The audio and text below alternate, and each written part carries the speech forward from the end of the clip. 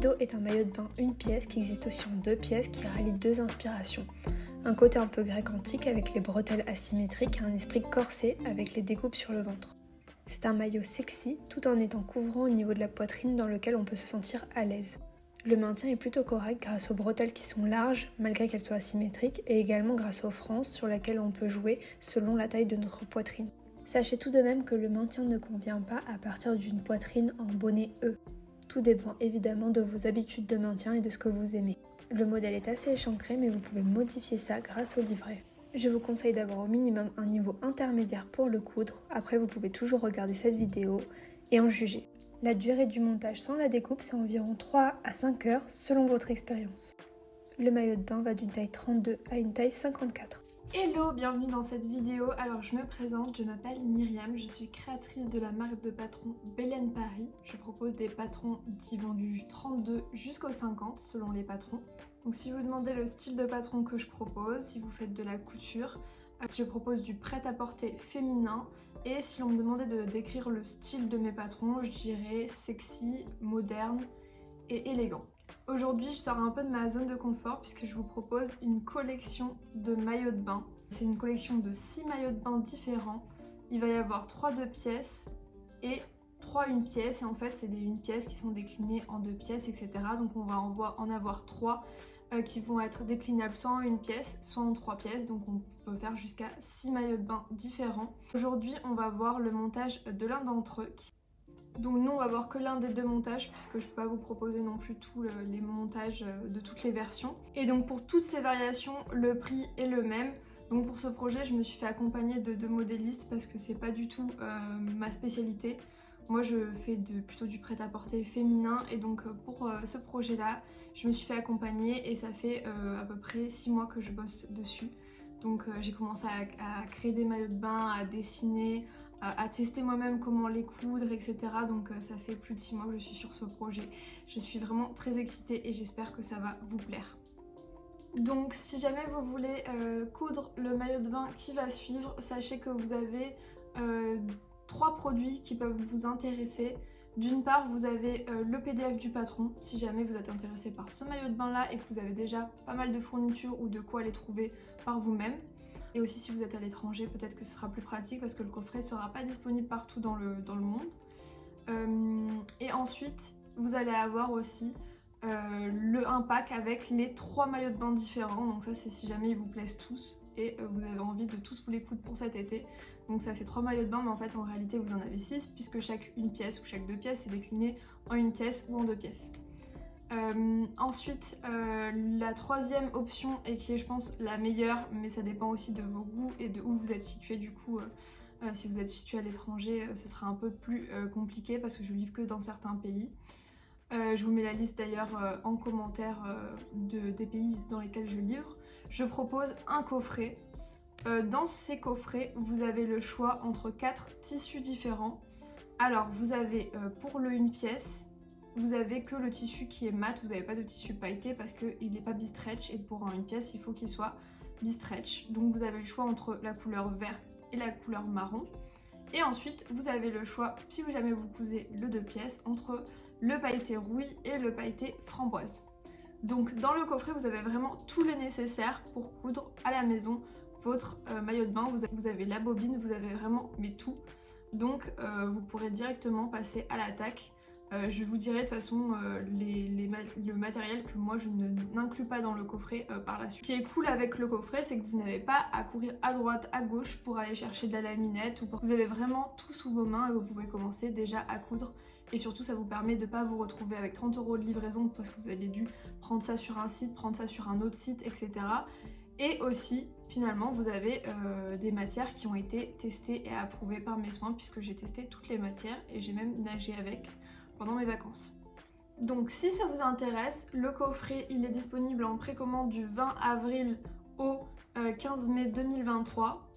J'espère que les dates ne vont pas changer selon mon avancement, donc s'il y a un changement je vous le mettrai sous la vidéo. Et je vous mettrai de façon couramment, parce que la vidéo elle va rester en ligne. Donc imaginons à tel moment je n'ai plus de coffret, etc. Je vous le mettrai. Mais il faut bien retenir que du 20 avril au 15 mai, il y aura du coup des précommandes Et si vous ne passez pas commande avant le 15 mai 2023, je ne fais que des précommandes, donc il n'y aura plus aucun coffret. Donc c'est vraiment des éditions limitées. Si vous n'avez pas commandé avant le 15 mai, vous ne pourrez pas avoir de coffret, ce sera trop tard. Je préfère le préciser parce que souvent, avant ça, j'ai aussi fait un coffret culotte menstruelle. Et parfois on me disait ah j'ai pas commandé pendant les précommandes, est-ce que c'est quand même possible d'en avoir? Bah non malheureusement parce que je veux pas faire de surstock, donc je n'en commande que ce qu'on m'a commandé, donc je sais que c'est un peu embêtant parce qu'on a envie d'avoir son coffret tout de suite, mais aussi c'est une manière de soutenir les petits créateurs à pouvoir gérer leurs dépenses et aussi leur stock, puisque moi je travaille toujours de chez moi, donc ça me fait un stock énorme si jamais j'en prévois trop. Si vous voulez ne pas louper la vente, vous pouvez vous inscrire à la newsletter, je vais vous mettre le lien juste en dessous en barre d'infos. On va commencer par parler des matières et des fournitures qui sont inclus dans le coffret ou dont vous aurez besoin pour coudre votre maillot de bain. Alors choisir généralement des matières ou des fournitures pour maillot de bain, c'est pas toujours évident parce que déjà c'est difficile à trouver. Certaines merceries spécialisées en proposent, mais c'est souvent que dans les grandes villes, et même dans les grandes villes, pour les particuliers, j'ai eu beaucoup de mal à trouver ce que je recherchais. Et ensuite, le tissu va être aussi super important puisque ça va vraiment avoir une influence sur le rendu, sur la forme, sur l'élasticité, donc sur la taille, donc vraiment le choix du tissu est aussi super important. Mais c'est d'ailleurs aussi pour ça que je propose un coffret, comme ça vous avez tout le nécessaire et vous n'avez pas à vous poser de questions sur tout ce qui est matière et fourniture. Ce maillot de bain, vous aurez besoin... Finalement, je vous mets la liste de fournitures juste ici. Alors n'est pas inclus la double aiguille, l'aiguille stretch et le fil mousse, ainsi que tout le matériel normal de couture. Je fais aussi une parenthèse pour vous dire qu'un hack robe, une extension robe, est disponible pour chaque maillot de bain. Une extension qui a un prix de 5,90 sur mon site, et en fait vous allez l'acheter en supplément du maillot de bain, soit du coffret, soit du PDF. Et en fait cette robe va réussir à s'accorder avec toutes les pièces du maillot de bain, et dans ce cas vous pouvez soit en faire une robe de soirée, soit une robe de tous les jours avec un tissu stretch classique.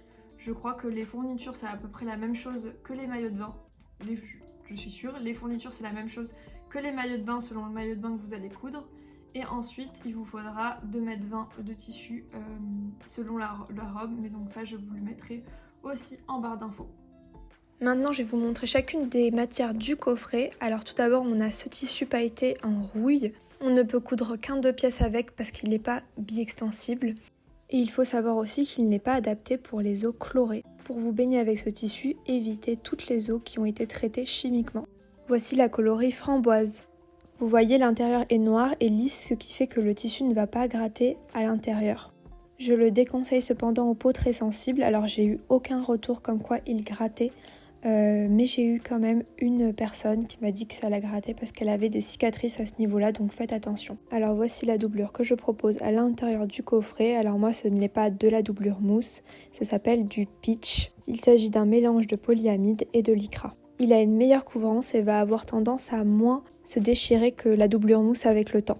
Ensuite, voici le lycra marron que je propose à l'intérieur du coffret, qui a une bonne élasticité mais qui a beaucoup de tenue, ce qui est pratique pour les fortes poitrines. Pour le coup, il sera adapté aux piscines chlorées si jamais vous y faites bien attention.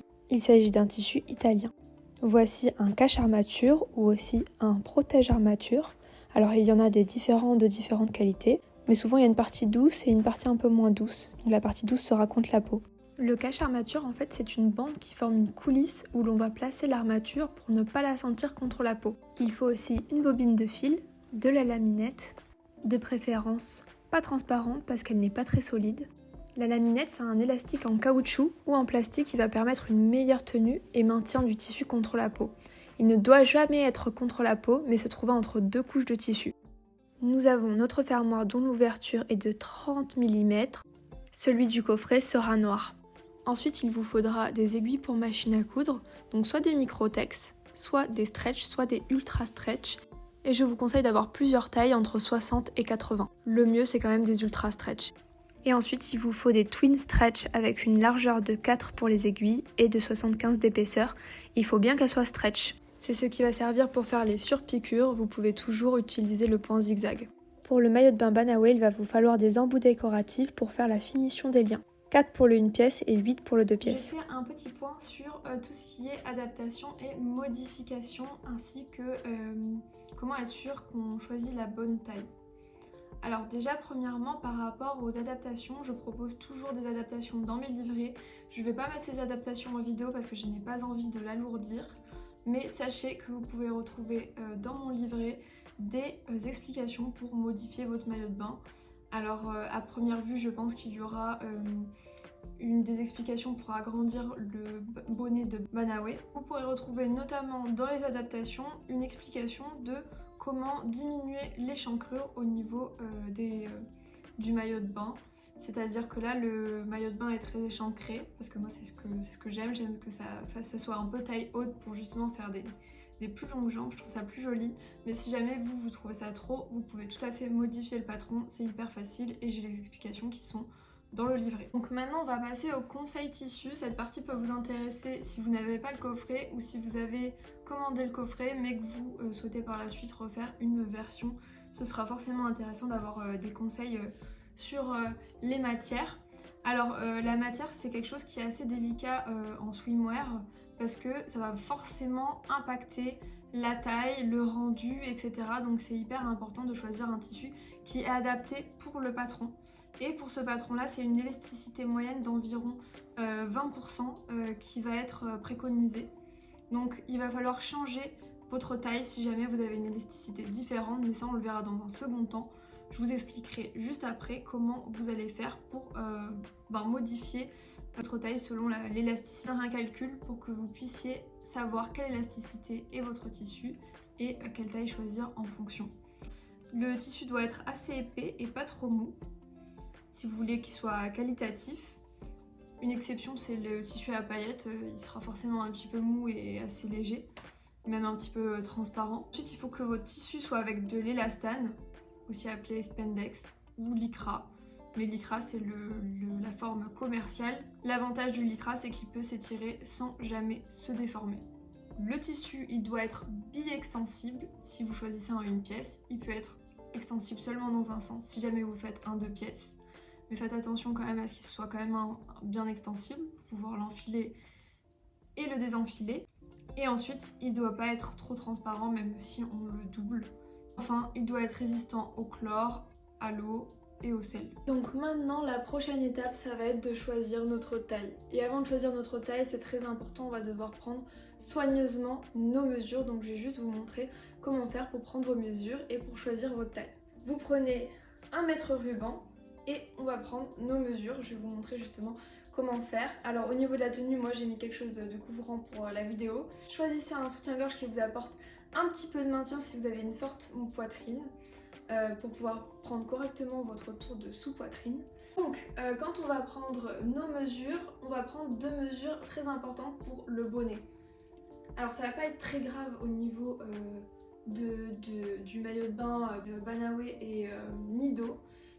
Mais c'est quand même important de prendre des mesures qui soient correctes pour vos futurs maillots de bain. Parce que si vous n'allez pas bien prendre vos mesures, vous allez vous retrouver avec une taille beaucoup trop petite et vous serez déçus.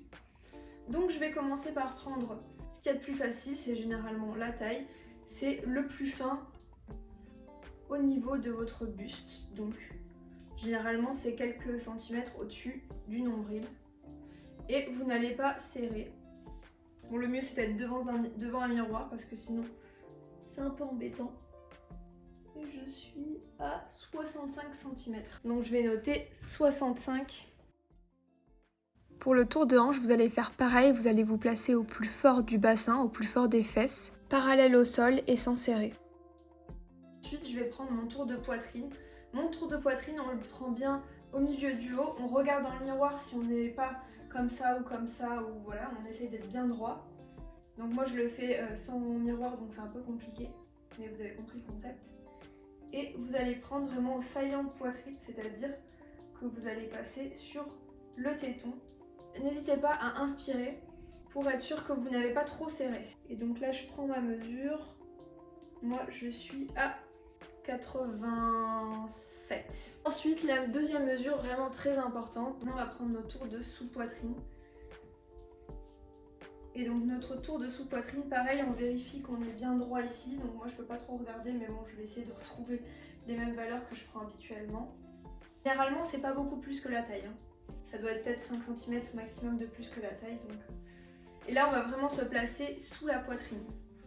Donc c'est pour ça que je conseille aux personnes qui ont une forte poitrine qui descend du coup un petit peu de porter un soutien-gorge sans armature. Comme ça donnera un petit peu de maintien à votre poitrine pour pouvoir prendre cette mesure. Je suis à 72 cm. Maintenant, comment on va lire le tableau ?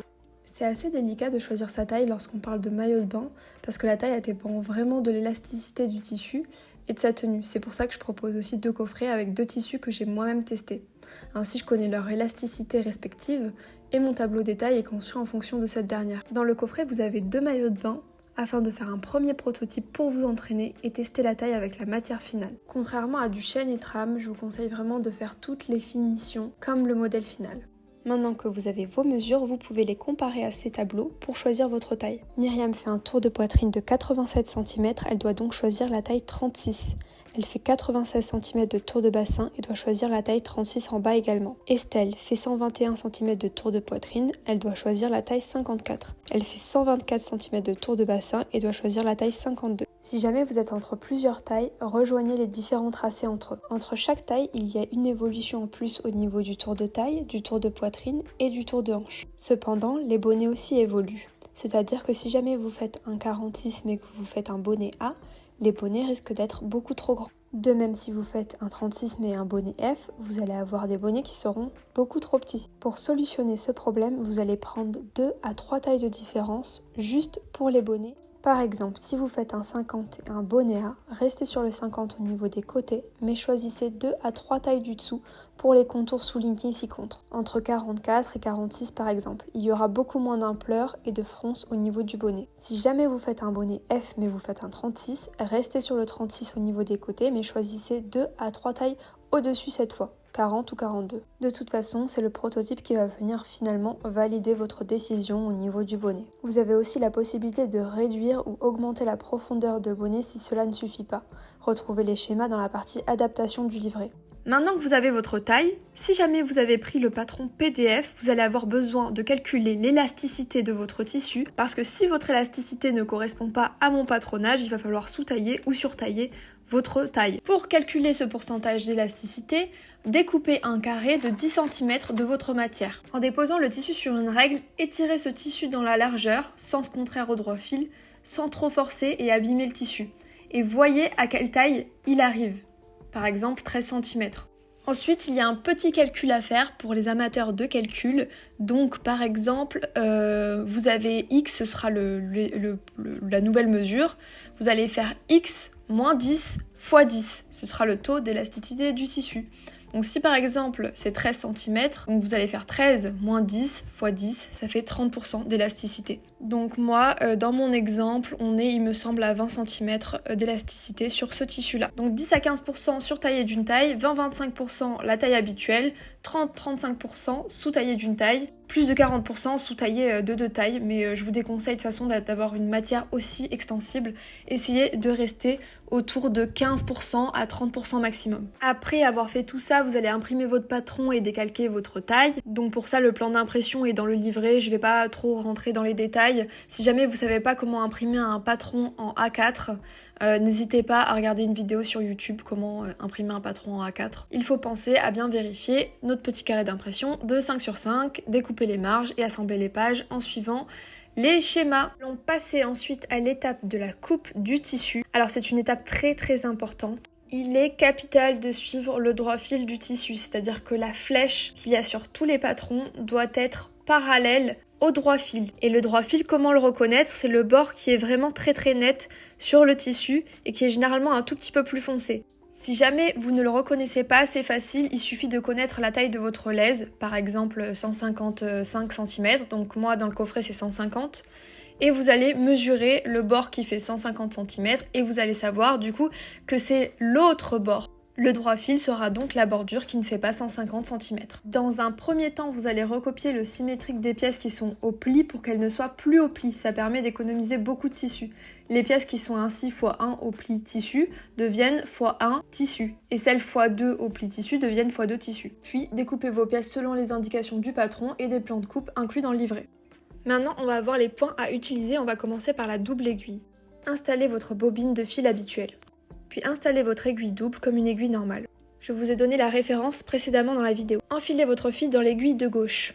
Puis mettez votre seconde bobine ou bien une canette que vous avez remplie avec la même couleur au niveau de l'endroit où vous remplissez votre canette. Enfilez ce fil dans l'aiguille de droite. Pour placer ma bobine, moi j'ai utilisé le porte-bobine qui est inclus avec ma machine à coudre que j'ai placé là où on enroule la canette.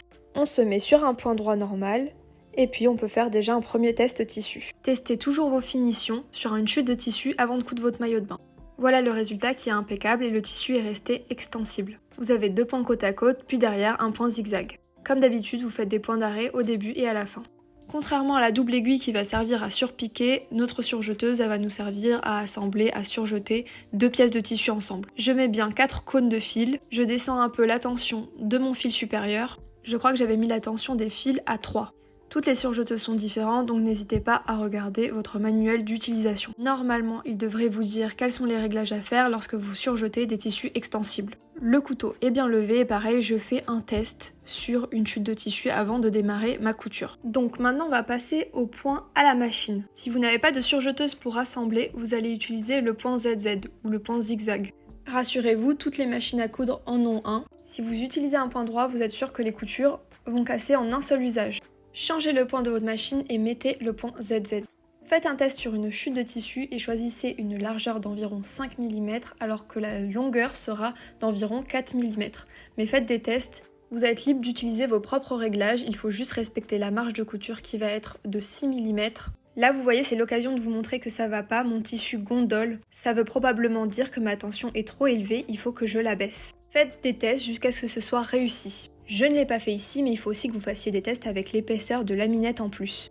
Si votre fil casse, c'est sûrement un souci d'aiguille trop fine ou trop épaisse. Désenfilez, réenfilez tout, testez plusieurs aiguilles de plusieurs tailles différentes. Sur ces tissus-là, c'était nickel du premier coup. Si votre fil de canette fait des bouloches, alors désenfilez, réenfilez, testez plusieurs tailles d'aiguilles également et testez aussi différentes tensions. Ça, c'est un point zigzag en 3 points que vous allez utiliser pour surpiquer.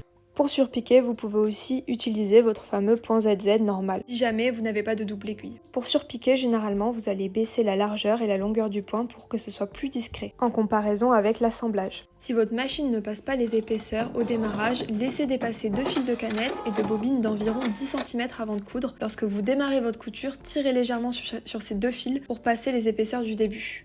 N'hésitez pas à explorer votre manuel d'utilisation de votre machine car il y a d'autres points qui peuvent sûrement correspondre pour coudre de l'extensible. Il y a par exemple le point éclair que je monte juste ici et il y a aussi d'autres points qui peuvent correspondre par exemple pour ressembler à un surjet.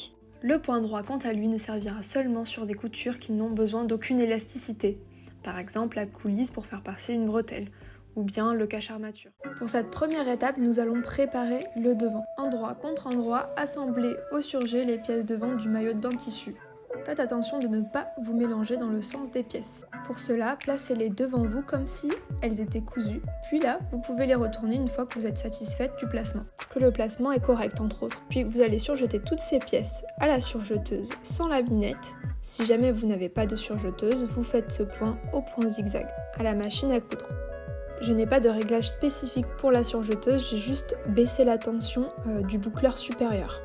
Avant de coudre, c'est quand même très important de faire des essais sur une chute pour être sûr que tout va bien, qu'on arrive à surjeter correctement, à monter la laminette correctement, à faire des points zigzag correctement, que le fil ne lâche pas, etc. Faites de même pour votre doublure. Ensuite, cette étape est facultative, faites un point à la double aiguille le long des découpes. Si vous n'avez pas réussi à faire fonctionner votre double aiguille, malheureusement vous ne pourrez pas faire cette finition car il faut qu'elle conserve de l'élasticité en hauteur, cette couture, donc vous ne pourrez pas faire de point droit et un point zigzag serait pas très joli.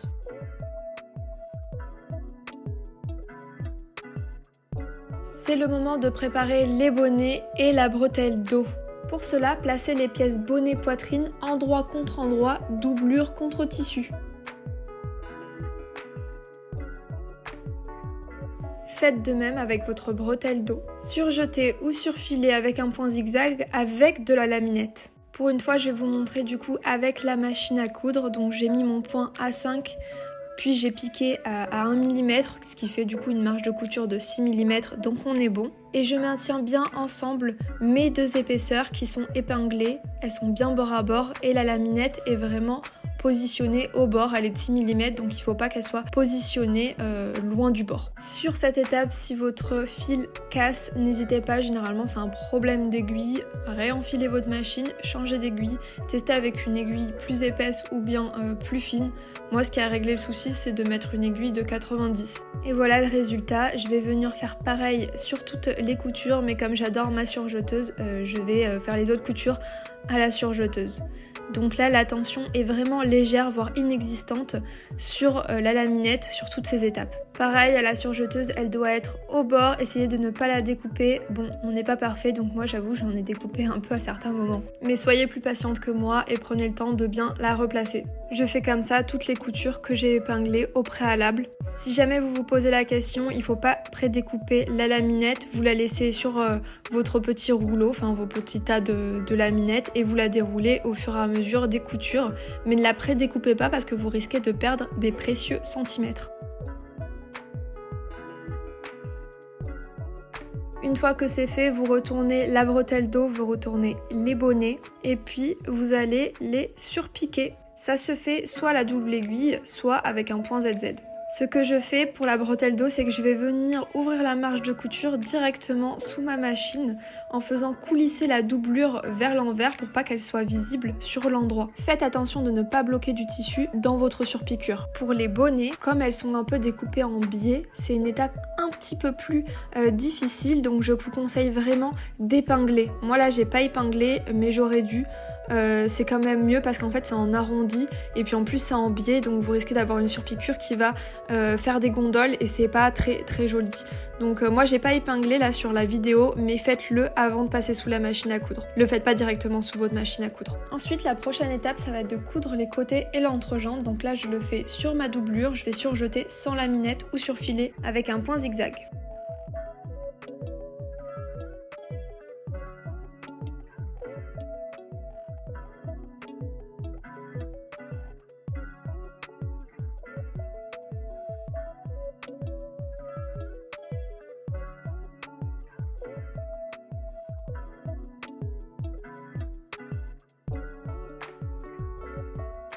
Vous faites pareil avec votre tissu, vous superposez votre devant tissu contre votre dos tissu, endroit contre endroit, puis vous surjetez les côtés et l'entrejambe, sans laminette.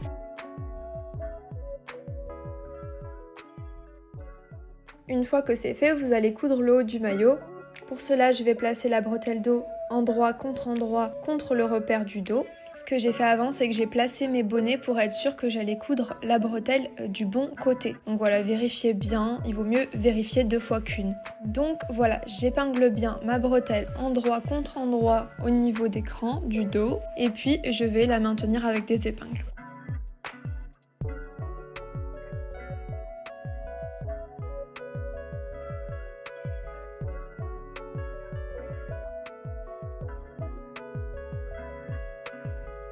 Maintenant que c'est fait, j'ai mon maillot endroit devant moi et je vais enfiler la doublure par-dessus mon maillot endroit contre endroit. Et là je vais venir épingler à 2 endroits, donc à l'entresein, seulement sur l'entresein, et au niveau du décolleté dos en prenant ma bretelle dos en sandwich.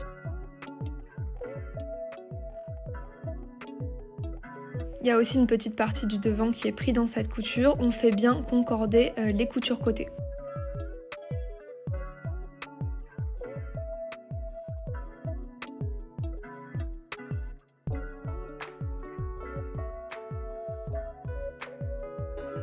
Venez donc surjeter ou surfiler avec de la laminette, l'entresein et le décolleté dos avec une petite partie du devant. Au niveau de la couture du dos, mettez de la laminette que à partir de la couture côté, sinon ça fait trop d'épaisseur.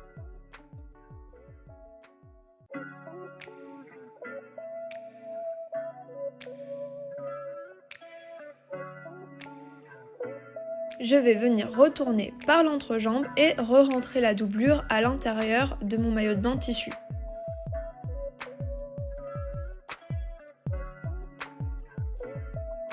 Et ensuite on va venir faire comme à l'étape où on a surpiqué les bonnets et les bretelles d'eau, c'est-à-dire qu'on va venir faire pivoter, faire rouler la doublure vers l'envers de manière à ce qu'elle ne soit pas visible quand on est sur l'endroit. Vous épinglez, puis vous allez surpiquer à la double aiguille ou faire un point zigzag.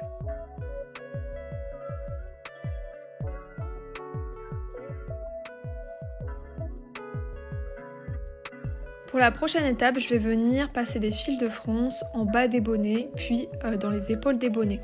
Pour cela, je monte la longueur de point au maximum et puis je vais piquer sans faire de point d'arrêt au départ puis à la fin. Les fronces doivent être bien sous le sein. Ne faites pas démarrer les fronces au départ. Il faut qu'elles soient positionnées vraiment sous votre sein. Vous faites un premier point 0,5 et puis un deuxième à 1,5 et surtout vous laissez dépasser de chaque côté les fils de canette et les fils de machine. Il y en a aussi sur les épaules des bonnets. Tirez sur vos 2 fils de canette pour froncer votre bonnet. Tissez bien les fronces sous le sein. Là vous pouvez toujours ajuster, vous voyez où est le milieu, il faut que les fronces soient vraiment positionnées seulement sur le milieu. Froncez de manière à ce que les 2 longueurs soient égales et puis vous allez les épingler endroit contre endroit et il faut que ça commence vraiment pile au même endroit, que les longueurs soient égales. Lors de l'épinglage, assurez-vous d'avoir bien les 2 tissus bord à bord et que vos fronces soient bien droites et pas partent dans tous les sens. Il faudra aussi faire attention de ne pas interchanger les 2 bonnets. Faites un premier point zigzag pour maintenir les bonnets en place et vérifier que les fronces sont bien correctement placées et prises dans la couture. Ensuite, vous allez appliquer le protège armature par-dessus votre couture. Vous allez surpiquer le plus loin possible du bord à 1 mm du protège armature avec un point droit. Faites dépasser d'environ 1 cm votre protège armature de part et d'autre. Le cache armature doit bien être sur toutes les épaisseurs et bord à bord. Comme la laminette, ne prédécoupez pas votre cache armature. Voici quelques images avec une autre vue de cette couture. Dégarnissez proprement toute la marge de couture de manière à ce qu'il y ait moins d'épaisseur. Soyez minutieux lorsque vous découpez, ne découpez pas le vrai tissu. Rabattez le cache armature vers le bas de manière à cacher la marge de couture totalement. Surpiquez encore une fois, toujours au point droit et toujours le plus loin du bord finalement.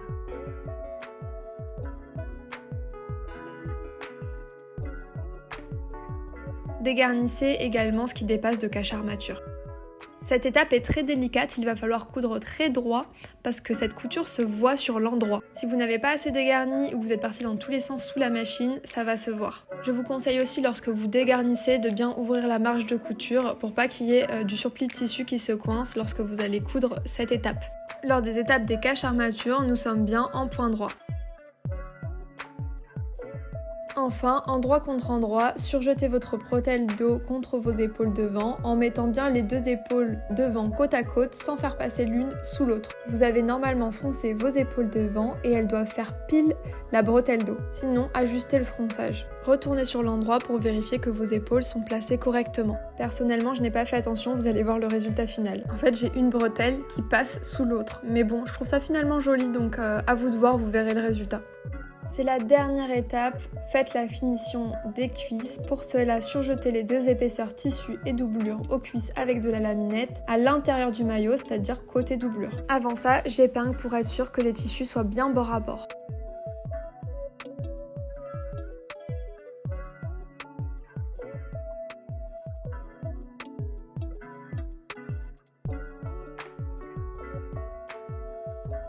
Donc on vient surjeter avec de la laminette côté doublure et on fait attention de ne pas superposer la laminette à la fin par-dessus le départ de notre laminette. C'est-à-dire qu'on essaye de découper un petit peu avant, de manière à ce qu'on finisse pile au même endroit.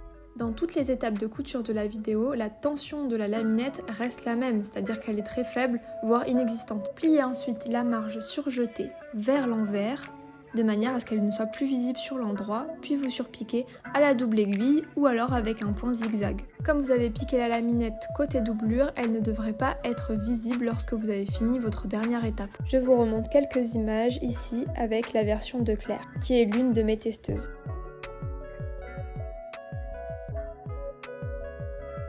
Et voilà, c'est fini. Voilà le résultat. Je suis vraiment fan de ce une pièce qui existe aussi en 2 pièces. Alors regardez ce que j'ai fait avec la bretelle, mais finalement je trouve ça assez joli. Voici le tombé sur le dos qui aussi est très joli, échancré comme j'aime, mais vous pouvez modifier si vous le souhaitez. Le maillot de bain existe aussi en 2 pièces. Le voici sur Déborah qui est l'une de mes testeuses. C'est déjà la fin de cette vidéo. Merci de l'avoir regardée. N'hésitez pas à vous abonner et à regarder les 2 autres maillots de bain dont le montage est aussi disponible en vidéo YouTube. Le coffret de chaque maillot de bain est disponible en précommande du 23 avril au 14 mai pour une livraison le 4 juin maximum. Si vous regardez cette vidéo à un autre moment, sachez que je proposerai les coffrets sûrement avant l'été de chaque année. Sinon, le PDF sans fourniture sera aussi disponible le 10 mai toute l'année.